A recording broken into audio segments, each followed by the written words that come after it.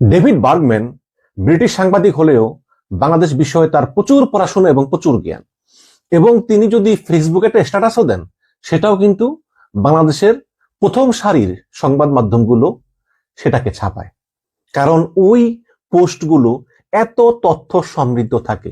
যেমন গতকালকে পড়লাম তার একটি পোস্ট নিয়ে কলাম লিখেছে প্রথম আলো। সেখানে লিখেছে যে চট্টগ্রামের ফজলে করিম চৌধুরী, ও যে আওয়ামী লীগের এমপি, হত্যা মামলায় জেলে রাখা হয়েছে কিন্তু তার বিরুদ্ধে কোনো অভিযোগ দায়ের করতে পারেনি। এবং ডেভিড বার্গম্যান বলেছিলেন যে নেত্র নিউজ প্রমাণ করে দিয়েছিল যে ওই হত্যাকাণ্ডগুলো পিছনে দায়ী ছিল চট্টগ্রামের সাবেক শিক্ষামন্ত্রী নওফেল। এখানে ফজলে করিম চৌধুরী নির্দোষ। তিনি অনেক যুক্তিতর্ক দিয়ে দেখিয়েছেন এবং তার ফেসবুক পোস্টগুলো আপনারা দেখবেন যে খুবই তথ্যবহুল।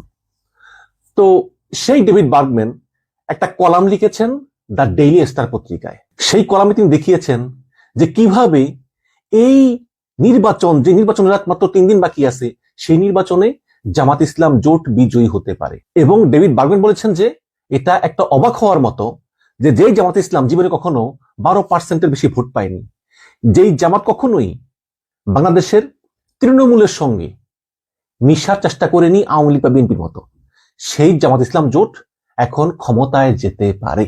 তো কলামটা একটু পড়ি। কলামটা ইংলিশে লিখেছেন দ্য ডেইলি স্টারে। লিখেছেন 8 reasons that explain the rise of Jamaat Islami, মানে জামাত ইসলামের জনপ্রিয়তা বৃদ্ধির 8টা কারণ। এখন কি সেই 8টা কারণ? হাসিনা সরকারের পতনের সবচেয়ে আকর্ষণীয় এবং মূলত অপ্রত্যাশিত পরিণতি হলো গত 18 মাস ধরে জামাত ইসলামের প্রতি সমর্থন বৃদ্ধি। এই জামাত ইসলামের উত্থান এতটাই নাটকীয় যে সাম্প্রতিক জরিপে দেখা গিয়েছে যে 12ই ফেব্রুয়ারির নির্বাচনে বিএনপি সংখ্যাগরিষ্ঠতা অর্জন করতে পারে, তবুও কিছু কিছু ভাষ্যকার যুক্তি দেন যে জামায়াত নেতৃত্বাধীন জোট এখনো বিজয়ী হতে পারে। এই যে পরিবর্তনের মাত্রা, এই যে জামাতের জনপ্রিয়তা বৃদ্ধি, এটাকে অবমূল্যায়ন করা উচিত নয়। আওয়ামী লীগের ক্ষমতার শেষ বছরগুলিতে জামাত এতটাই প্রান্তিক এবং দমনপীড়িত ছিল যে এই জামাত একটি রাজনৈতিক সংগঠন হিসাবে আর কাজ করতে পারেনি। এর অনেক সিনিয়র নেতাকে ফাঁসি দেওয়া হয়েছে, অনেককে কারারুদ্ধ করা হয়েছিল এবং দলটি কঠোর সীমাবদ্ধতার মধ্যে কার্যকরভাবে গোপনে পরিচালিত হচ্ছিল। এমনকি এর প্রতীক দাঁড়িপাল্লাও কেড়ে নেওয়া হয়েছিল। ঐতিহাসিকভাবে জামাত কখনোই একটি গণনির্বাচনী শক্তি ছিল না আওয়ামী লীগ বিএনপির মতো। এরশাদের পতনের পর যে প্রথম নির্বাচন হয়, সেই নির্বাচনেও দলটি 12%-এর বেশি ভোট পায়নি। এর উপরে বাংলাদেশ প্রতিষ্ঠার পর থেকেই জামাতের উপর একটা ভারী কলঙ্ক ছিল, এখনো আছে। সেটা হচ্ছে যে 1971 সালের স্বাধীনতা যুদ্ধের সময় পাকিস্তানি সামরিক বাহিনীকে জামাত সমর্থন করেছিল, যে পাকিস্তানি বাহিনী গণহত্যার সঙ্গে জড়িত ছিল এবং এই গণহত্যা ছিল ইন্টারন্যাশনাল ক্রাইম। এখন প্রশ্ন হচ্ছে যে যেই দলটার বিরুদ্ধে 71 সালে গুরুতর মানবাধিকার লঙ্ঘনের অভিযোগ আছে, যেই দলটা বাংলাদেশের স্বাধীনতাই চায়নি, সেই দলটার এত জনপ্রিয়তা বাড়ার কারণটা কি? ডেভিড বার্গম্যান 8টা কারণ চিহ্নিত করেছেন। কি সেই 8টা কারণ? চলুন দেখে আসি। তিনি লিখেছেন জামাত তার 71 সালের কলঙ্ক থেকে পুরোপুরি মুক্তি পায়নি। এখনো মাঝে মাঝে 1971 সালের বিষয়ে জামাত তাদের অবস্থান রক্ষা করতে বাধ্য হয় বা কৈফিয়ত দিতে হয়, এবং বিএনপি আওয়ামী লীগ সহ প্রতিদ্বন্দ্বী দলগুলো তা উস্কে দেয় এবং তা নিয়ে সমালোচনা করে। যেমন তারেক রহমান তো অনবরত জামাতকে 71 সালের কৃতকর্মের জন্য দায়ী করে, যদিও যখন জামাতকে জোটে নিয়েছিল তখন এগুলো মনে ছিল না। এত কিছুর পরেও সন্দেহ নেই যে ভোটারদের একটা বড় অংশ মুক্তিযুদ্ধের সময় জামাতের ভূমিকা নিয়ে আর সেইভাবে ভাবে না। তারা জামাতকে বর্তমানের দৃষ্টিকোণ থেকেই দেখে। এখন প্রশ্ন করতে পারেন যে বর্তমান যে ভোটাররা, তারা কেন জামাতের 71 সালের যে গণহত্যার অভিযোগ সেটা নিয়ে আর মাথা ঘামায় না? এর বেশ কিছু কারণ আছে। প্রথমত, 1971 সালের অপরাধের সঙ্গে জড়িত থাকার অভিযোগে জামাতের বেশ কয়েকজন সিনিয়র নেতার মৃত্যুদণ্ড কার্যকর করা হয়েছিল আওয়ামী লীগের আমলে, যার ফলে বর্তমান নেতৃত্ব যারা আছে জামাতের, তারা আসলে ওই 71-এর গণহত্যার সঙ্গে জড়িত নয়।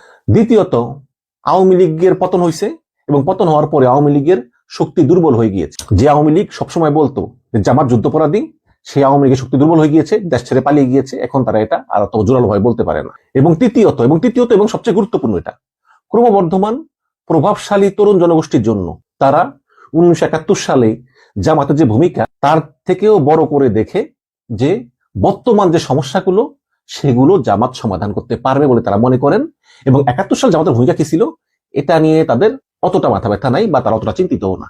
অনেকেই মনে করেন জামাত ক্ষমতায় গেলে সততা এবং দুর্নীতি মুক্ত রাজনীতি করবে, যেটা বিএনপি করতে পারবে না। এবং এটাই হচ্ছে একটি উল্লেখযোগ্য কারণ। যখন হাসিনা সরকারের পতন ঘটে তখন অনেক বাংলাদেশি আশা করেছিলেন যে এটি স্থানীয় পর্যায়ে, আওয়ামী লীগের আমল যেমন স্থানীয় পর্যায়ে একটা চাঁদাবাজির সিন্ডিকেট, একটা চাঁদাবাজির সাপ্লাই চেইন, এগুলোর অবসান ঘটবে এবং এই যেই বাস স্ট্যান্ড দখল, টেম্পো স্ট্যান্ড দখল, দোকান থেকে চাঁদা, এগুলোর অবসান ঘটবে। পূর্বে আওয়ামী লীগ ক্যাডারদের দ্বারা নিয়ন্ত্রিত সকল চাঁদাবাজি নেটওয়ার্ক দ্রুত বিএনপির লোকজন দখল করে উচ্চ হারে চাঁদা তোলা শুরু করে। ফলে যারা মনে করেছিলেন যে হাসিনা পলায়নের পরে প্রকৃত পরিবর্তন ঘটবে, সেই সব ভোটারদের একাংশ বুঝে গিয়েছিলেন যে আসলে বিএনপি বাস্তবে আওয়ামী লীগের চেয়ে ভিন্ন কিছু না, একমাত্র জামাত ইসলামী এই পরিবর্তনটা উপহার দিতে পারবে।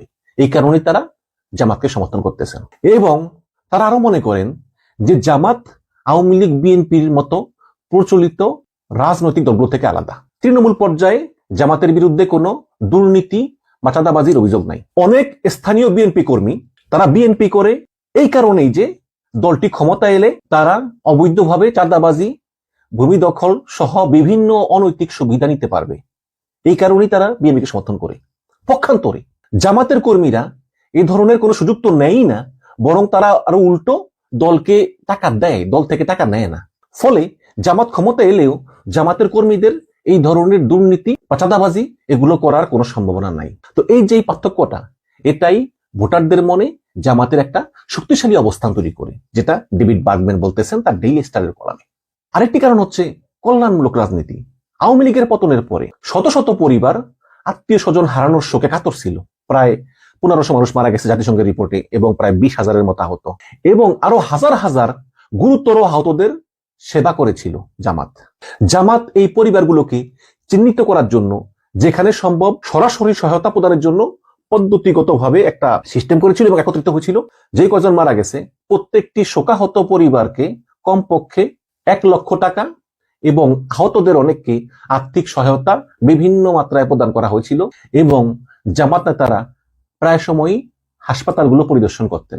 যদিও কিছু কিছু ক্ষেত্রে বিএনপির রাজনীতিবিদরাও সাহায্যের প্রস্তাব দিয়েছিলেন, তবে বিএনপির চেষ্টা অতটা জামাতের মতো ব্যাপক ছিল না এবং অতটা সুন্দরভাবে সমন্বিত ছিল না। তো এই যে জুলাই যোদ্ধাদের এবং জুলাইতে নিহত পরিবারদের সুশৃঙ্খল ভাবে তারা যেভাবে জামাত ম্যানেজ করেছিলেন, এটা জামাতের ভাবমূর্তিকে আরো শক্তিশালী করেছে। এর ফলে এদের জনপ্রিয়তা ব্যাপক মাত্রায় বৃদ্ধি পেয়েছে বলে ডেভিড বার্গম্যান মনে করেন। তো এই ধরনের কল্যাণমূলক রাজনীতিগুলোই আসলে দীর্ঘদিন ধরে জামাতের কৌশলের ভিত্তিপ্রস্তর হয়ে দাঁড়িয়েছে।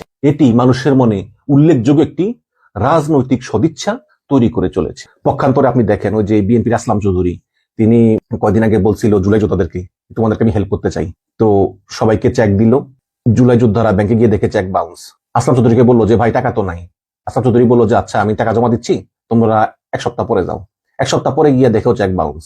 আসলাম চৌধুরী তো নিজেই ঋণ খেলাপি, সে টাকা দিবে করতে, তাই না? এই হচ্ছে বিএনপির অবস্থা। আরেকটি কারণ হচ্ছে সাংগঠনিক শৃঙ্খলা। জামাত তার সাংগঠনিক শক্তি দ্বারা কিন্তু অনেক বেনিফিটেড। আওয়ামী লীগের পতনের প্রায় পরপরই এই জামাত ইসলাম নির্বাচনের জন্য আন্তরিকভাবে প্রস্তুতি নেওয়া শুরু করে এবং জামাতের যে সুশৃঙ্খল অভ্যন্তরীণ যে কাঠামো, এই কারণে জামাত আরো কার্যকরভাবে, বিএনপির চেয়ে কার্যকরভাবে তারা প্রচারণা শুরু করেছিল। বিশেষ করে স্থানীয় পর্যায়ে সেই হাসিনা পতনের পর থেকেই জামাতের নারী নেতৃত্ব, পুরুষ নেতৃত্ব মানুষের বাড়ি বাড়ি গিয়ে জনগণের সঙ্গে সম্পৃক্ত হওয়া শুরু করে এবং জামাত ভোটারদের মুখামুখি সম্পৃক্ততায় ব্যাপক টাকা পয়সা খরচ করেছে, যার মধ্যে রয়েছে গ্রামে গঞ্জে ব্যাপকভাবে ঘরে ঘরে গিয়ে একজন একজন করে ধরে ধরে প্রচারণা। এটা এমন একটি পদ্ধতি যেটা চোখে দেখা যায় না, কিন্তু এটা ওই যে বড় বড় জামায়াত, তারপরে বড় বড় হুন্ডার বহর, বড় বড় জনসভা, এগুলোর চেয়েও অনেক বেশি শক্তিশালী। ডেভিড বার্গম্যান বলতেছেন জামাত ইসলাম নিজেদেরকে ইসলামী দল বললেও এটি একটি মধ্যপন্থী এবং নমনীয় অবস্থান উপস্থাপন করে। তারা বলতেছে যে না, আমরা ক্ষমতায় গেলে ইসলামী আইন করব না, প্রচলিত আইন তো থাকবেই, বরং আমরা দুর্নীতিমুক্ত করব, সৎ শাসন করব এবং আমরা ইসলামী আইন করব না, আইন যেরকম আছে এরকমই থাকবে। এবং নারীরা তো ভালো থাকবেই, বরঞ্চ নারীদের জন্য আরো ভালো ভালো আইন করা হবে, যেমন কর্মঘণ্টা কম, তারপরে ম্যাটারনিটি লিভ ইত্যাদি ইত্যাদি করবে। তো এগুলাই জামাতকে আসলে চরম ডানপন্থী থেকে একটা মধ্যপন্থী দল হিসাবে উপস্থাপন করেছে, যে না আসলে জামাত কোনো কট্টরপন্থী দল না। এবং আপনি জানেন সাম্প্রতিক সময়ে মার্কিন যুক্তরাষ্ট্র এবং ইউরোপিয়ান ইউনিয়ন তারাও কিন্তু এই জামাতকে সমর্থন করতেছে। এই জামাতের বর্তমান কৌশল হচ্ছে যে ধর্মীয় এজেন্ডা এটাকে বাইরে রেখে বরঞ্চ ক্ষমতা আসলে রাষ্ট্রীয় সংস্কার, বিশেষ করে দুর্নীতির বিরুদ্ধে অভিযান, প্রাতিষ্ঠানিক জবাবদিহিতা এবং শাসন ব্যবস্থার উন্নতির উপরই জামাত ইসলাম জোর দিয়েছে। ধর্মীয় কোন এজেন্ডা জামাত বাস্তবায়ন করবে না। এটাও অনেক প্রগতিশীল মানুষের মনের ভিতরে জামাতের পক্ষে অবস্থান তৈরি করেছে এবং তারা জামাতকে ভোট দিবেন বলেই ধারণা করা হচ্ছে। উদাহরণস্বরূপ বলা যায় যে গত জানুয়ারিতে শফিকুর রহমান একটি বক্তব্য দিয়েছিলেন, সেখানে তিনি ধর্ম নিয়ে কোনো কথাই বলেননি। তিনি বলেছিলেন যে জামাত ইসলাম হচ্ছে মূল ধারার মুসলিম গণতন্ত্রীদের প্রতিনিধিত্বকারী, যারা ধর্মতাত্ত্বিক উচ্চাকাঙ্ক্ষার পরিবর্তে গণতান্ত্রিক বৈধতার উপর জোর দেয়। তো সেই ভাষণের সময় অনেক বিদেশি কূটনীতিকরাও ছিল, তাদের মাথায়ও কিন্তু ঢুকছে যে জামাত কি বলতেছে, কি করতেছে এবং জামাত কিভাবে নিজেদেরকে উপস্থাপন করতেছে। কূটনীতিকরা কিন্তু চোখ রাখতেছিলেন। সেখানে আমেরিকার কূটনীতিক ছিল, ইউরোপের কূটনীতিক ছিল। অনেকেই বলতে পারেন ভাই জামাত এগুলো মুখেই বলে, কিন্তু ক্ষমতায় গেলে এটা করবে না, বলতে পারেন। হয়তো অনেক কূটনীতিকরাও তাই মনে করতে পারে। বাট এতে কোনো সন্দেহ নাই যে জামাতে ইসলামের আমিরের এই বক্তব্য গ্রামে এবং শহরে যে তরুণ, এই তরুণদের মধ্যে জামাতের জনপ্রিয়তা সেটা আরো প্রসারিত করেছে। বিশেষ করে শহরের যেই আল্ট্রা মডার্ন তরুণরা আছে, তারা জামাতকে ভোট দেওয়ার এটাই কারণ যে জামাত ক্ষমতায় আসলে তারা জোর করে ধর্ম চাপিয়ে দিবে না, কিন্তু দুর্নীতি, চাঁদাবাজি মুক্ত বাংলাদেশ গড়ে তুলবে। এবং আরেকটি কারণ হচ্ছে যে আওয়ামী লীগ নির্বাচনে অংশ নিচ্ছে না। অন্তর্বর্তীকালীন সরকার এবং নির্বাচন কমিশন কর্তৃক আওয়ামী লীগকে নির্বাচনে অংশগ্রহণ থেকে নিষিদ্ধ করার সিদ্ধান্ত জামাতের জন্য ভালো হয়েছে। ঐতিহাসিকভাবে যখন আওয়ামী লীগ ব্যালটে থাকে তখন জামাত হয় স্বাধীনভাবে প্রতিদ্বন্দ্বিতা করে অথবা বিএনপির সঙ্গে জোট গঠন করে, যেটা আমরা দেখেছি। তাহলে আগে যখন জামাত স্বাধীনভাবে ভোটে দাঁড়াতো তখন আওয়ামী লীগ বিরোধী বেশিরভাগ ভোটই বিএনপিতে গিয়ে পড়তো। আর যদি জামাত বিএনপির সঙ্গে জোট করতো তাহলে বিএনপি ওই 30টা-40টা আসন ছাড়তো, এর বেশি ছাড়তো না। ওই জামাতকে জোট সঙ্গী হিসাবে 30টা-40টা এরকম আসন দিত। তবে এখন যেহেতু আওয়ামী লীগ নাই, কাজে এখন ঘটনা পুরো পাল্টে গেছে। যারা আগে আওয়ামী লীগের জয় ঠেকাতে বিএনপিকে ভোট দিত, তারা এখন জামাতকে ভোট দেওয়ার ক্ষেত্রে আরো চিন্তা ভাবনা করতে পারে যে হ্যাঁ, যারা আমরা আওয়ামী লীগ বিরোধী তারা কি আসলেই বিএনপিতে ভোট দিব? বিএনপি কি আমাদের মন যা চায় তা করবে? এবং সবচেয়ে বড় প্রশ্ন হচ্ছে যে যারা আওয়ামী লীগ বিরোধী আগে বিএনপিকে ভোট দিত, তারা এখন চিন্তা করতেছে যে যদি আমরা বিএনপিকে ভোট দেই তাহলে কি বিএনপি ক্ষমতায় গেলে আবার আওয়ামী লীগকে ফিরিয়ে এনে পুনর্বাসন করবে? এটাও কিন্তু হচ্ছে চিন্তা। অনেকেই মনে করতেছেন যে বিএনপি ক্ষমতায় গেলে তারা আওয়ামী লীগকে ফিরিয়ে আনতে পারে। অলরেডি গত পরশুদিন বার্তা সংস্থা রয়টার্সকে তারেক রহমান বলেছেন যে শেখ হাসিনা ছেলেমেয়েরা ইচ্ছা করলে রাজনীতি করতে পারবে। এটাই ডেভিড বার্গম্যান বলতেছেন। আরেকটি কারণ হচ্ছে ভারত বিরোধী মনোভাব। আওয়ামী লীগের আমলে বাংলাদেশে ভারত বিরোধী মনোভাব ক্রমাগত বৃদ্ধি পায়। সীমান্ত হত্যা, বাংলাদেশিদের সম্পর্কে ভারতীয় রাজনৈতিক ব্যক্তিত্বদের উস্কানিমূলক বক্তব্য এবং ভারত সরকার আওয়ামী লীগকে জোরালোভাবে সমর্থন করে, এমন ধারণা সহ বেশ কয়েকটি কারণ এর পেছনে ভূমিকা পালন করে। 2024 সালে যখন আওয়ামী সরকারের পতন ঘটে এবং শেখ হাসিনা ভারতে পালিয়ে যান, তখন ভারতীয় আধিপত্যের প্রতি জনগণের খুব তীব্র হয় এবং অনেক মানুষ প্রকাশ্যে ভারতের বিরুদ্ধে মতামত প্রকাশ করতে সক্ষম হন হাসিনা পালিয়ে যাওয়ার পরে। এই প্রেক্ষাপটে কিছু ভোটার জামাতকে ভারতের প্রভাব প্রতিরোধে বিএনপির তুলনায় আরো বিশ্বাসযোগ্য শক্তি হিসাবে দেখতে শুরু করেন। অনেক ভোটার মনে করেন যে বাংলাদেশে ভারতীয় আধিপত্যবাদ দূর করতে হলে জামাতকেই ক্ষমতায় আনা দরকার, জামাতকেই ভোট দেওয়া দরকার। কারণ তারা মনে করে যে বিএনপি ক্ষমতা এলে তারা জামাতের মতো ভারতীয় আধিপত্যবাদের বিরুদ্ধে ভূমিকা রাখতে পারবে না, তারা ভারতের কাছে হাসিনার মতোই বিক্রি হয়ে যাবে। বাংলাদেশে ভারতীয় প্রভাব নিয়ে যারা চিন্তিত, যারা ক্ষুব্ধ, তারা বিএনপির চাইতে জামাতকেই ভোট দেওয়া অধিকতর শ্রেয় মনে করেন এবং তারা পরিবর্তনের দল হিসাবে জামাতকে ভোট দিতে চান। এবং এই আওয়ামী লীগের পতনের পর পরিবর্তনের জন্য, সংস্কারের জন্য জনগণের মধ্যে ব্যাপক আকাঙ্ক্ষা দেখা দেয়। যেমন স্বৈরতন্ত্র থেকে পরিবর্তন, প্রতিষ্ঠিত দুর্নীতি এবং ক্লান্ত পুরাতন বস্তা পচা রাজনীতির যে পরিবর্তন মানুষ চান, এবং সেই মানুষগুলি বিএনপি এবং জামাতের ভিতরে তুলনামূলক একটা পার্থক্য করেন যে কাকে ভোট দিলে আসলে আমরা পরিবর্তন পাবো। তখনই মানুষগুলো চিন্তা করে যে না, আসলে বিএনপির কার্যকলাপ পরিবর্তনের অনুকূলে না, আমরা জামাতকেই ভোট দিব, এটাও হচ্ছে আরেকটি কারণ বলে ডেভিড বার্গম্যান মনে করেন। এবং জামাতকে এমন একটি দল হিসেবে ভাবা হয় যে এই দলটা আসলে রাজনৈতিক ব্যবস্থায় যে আধিপত্য বিস্তার করে যে দুর্নীতি নেটওয়ার্ক গড়ে তোলে, একটা দুর্নীতির একটা চেইন কমান্ড, যে ভূমি লুট, ব্যাংক লুট, প্রকল্প লুট, আসলে মানে এদের কোনো নেতাই কিন্তু দুর্নীতির সঙ্গে জড়িত না। এবং এর নেতৃত্ব কোনো রাজনৈতিক বংশ থেকে আসে না, যেমন আওয়ামী লীগের মুজিব ফ্যামিলি, বিএনপির জিয়া ফ্যামিলি, বরং এটি পর্যায়ক্রমে একজনের পর একজন করে এর প্রধান হয়। এবং যে ইন্টার পার্টি ডেমোক্রেসি, আভ্যন্তরীণ দলীয় গণতন্ত্র, এটা কিন্তু জামাতের খুব শক্তিশালী। এবং আওয়ামী লীগের গত 15 বছর এবং বিএনপির 2001 থেকে 2005 পর্যন্ত জনগণ যে দুর্নীতি দেখেছে, জামাতের কিন্তু সে রেকর্ড নাই, কারণ জামাত কখনো এককভাবে ক্ষমতায় যায়নি।